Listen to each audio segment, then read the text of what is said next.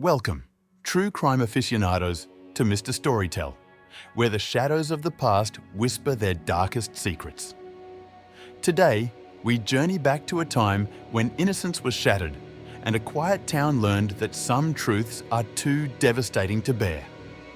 Prepare for a tale of hidden desires, shocking betrayal, and a community forever scarred.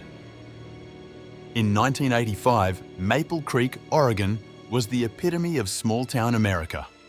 Nestled amidst towering pines, it was a place of lumber mills, bustling church fairs, and the comforting rhythm of familiar faces. Life moved at a gentle pace, seemingly untouched by the harsh realities of the outside world. This was a community built on trust and shared history. Neighbours knew neighbours, and the biggest scandal might be a misplaced garden gnome. No one could have imagined the darkness lurking beneath this serene surface, waiting for its moment to erupt. Then, on a crisp October 21st, the town's peace shattered irrevocably. Mrs. Helen Brooks, a beloved English teacher at Maple Creek High, failed to appear for her morning class. Her students waited, the bell rang, but her familiar, encouraging presence was conspicuously absent. The growing unease quickly turned to alarm. A janitor, checking her classroom, found her coat, purse, and meticulously prepared lesson notes still on her desk. Outside, her blue Chevrolet sat in the parking lot, its engine still faintly warm, a chilling testament to her sudden departure. Helen Brooks had simply vanished into thin air.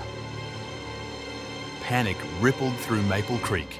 Detectives launched an immediate, extensive search, combing rivers, dense woods, and abandoned barns. Every local knew Helen. She was a pillar of the community, a kind soul who touched countless lives. The question echoed through the town: who would want to harm such a woman? The initial investigation yielded no clues, only a growing sense of dread. The absence of any struggle or forced entry at the school only deepened the mystery. It was as if Helen had walked out of her life and into a void, leaving behind only questions and a profound sense of loss.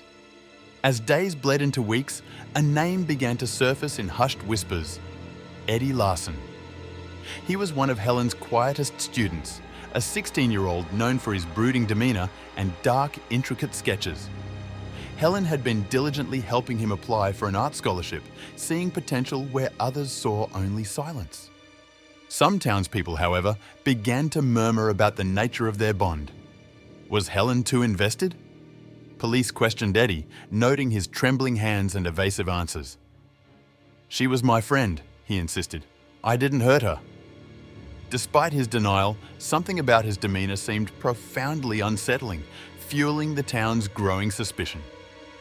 Weeks turned into agonizing months, and winter descended upon Maple Creek, blanketing the town in a cold, unforgiving silence. Then, a hunter, deep within the desolate Black Hollow woods, stumbled upon a shallow grave. The discovery sent a collective shiver down the town's spine. Inside, wrapped in a school curtain, lay the body of Helen Brooks. She had been struck on the head, a brutal end to a gentle life. Next to her, a chilling detail, a sketch, her portrait signed simply E.L. The town gasped in horror, their worst fears confirmed. Eddie Larson was swiftly arrested. Headlines screamed, "Student kills beloved teacher," and the community reeled from the betrayal. Yet, a crucial piece of evidence emerged. Fingerprints on the shovel and the sketch did not match Eddie's. The case, seemingly closed, suddenly fractured wide open. Under intense pressure, Eddie finally broke down, his voice barely a whisper. He confessed not to the murder, but to the identity of the real killer. "My dad did it," he choked out, revealing a truth far more sinister than anyone could have imagined. Investigators quickly uncovered the hidden, sordid truth. Helen Brooks had been entangled in a secret affair with Eddie's father, Carl Larson. When she attempted to end the illicit relationship, Carl, consumed by rage and desperation, lost control. That fateful October night, he attacked her inside the school. In a horrifying act of manipulation, Carl then forced his terrified son, Eddie, to help him hide the body, threatening to kill him if he ever spoke a word.